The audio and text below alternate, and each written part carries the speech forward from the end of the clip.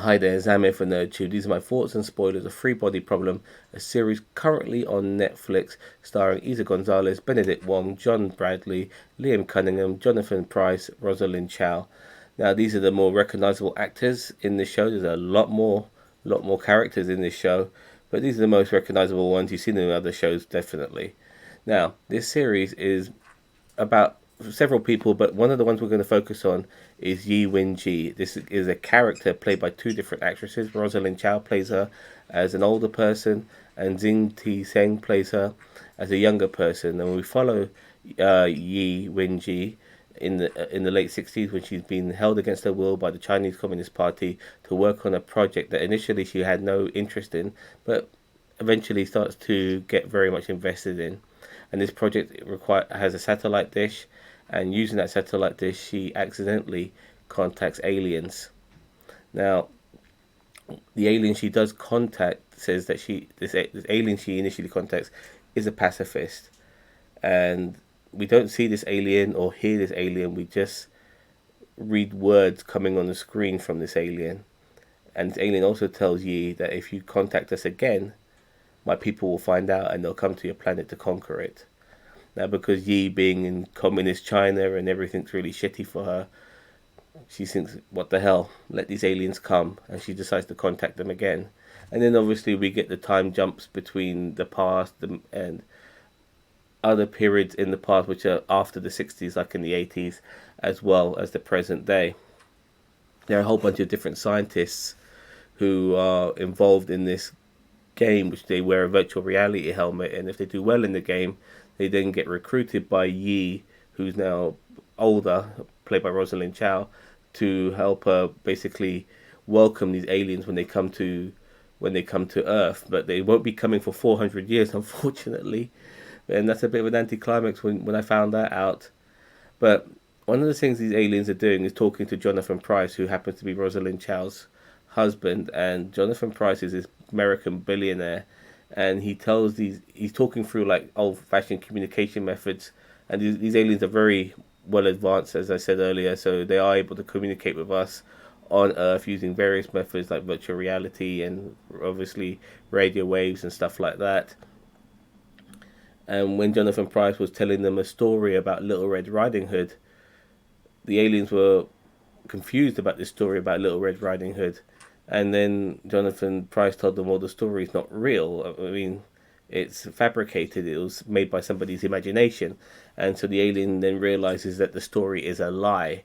And because the humans are capable of lying, they are now seen as possibly untrustworthy. And this ends up making the aliens, in a way, potential antagonists when they come to Earth in the future, if we do see them coming to Earth, because finding out they're going to take 400 years to come to Earth, we know that we're not going to see them in this particular season.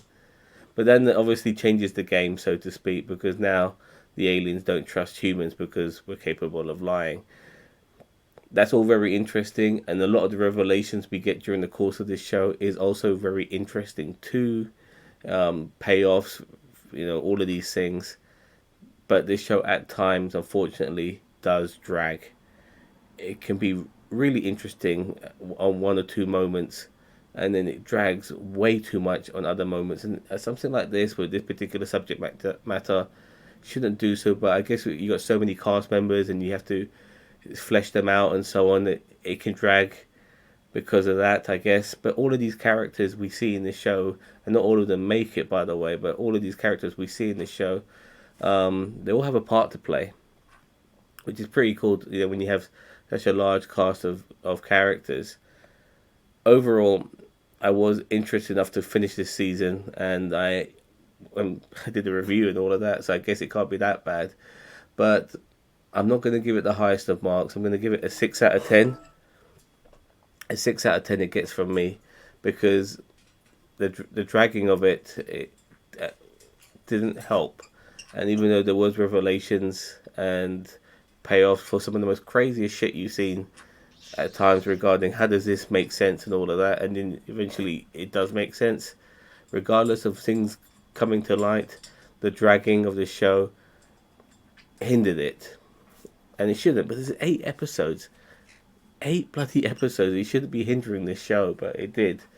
Regardless, 6 out of 10 it gets from me. I do look forward to season 2. I don't know where they're going to go with it. Are they going to continue with a lot of the characters from season 1 who made it to the end of the season and bring them over to season 2? But if that's the case, then we as viewers are going to know that we're not going to see the aliens unless they somehow come a little bit earlier by some magical reason.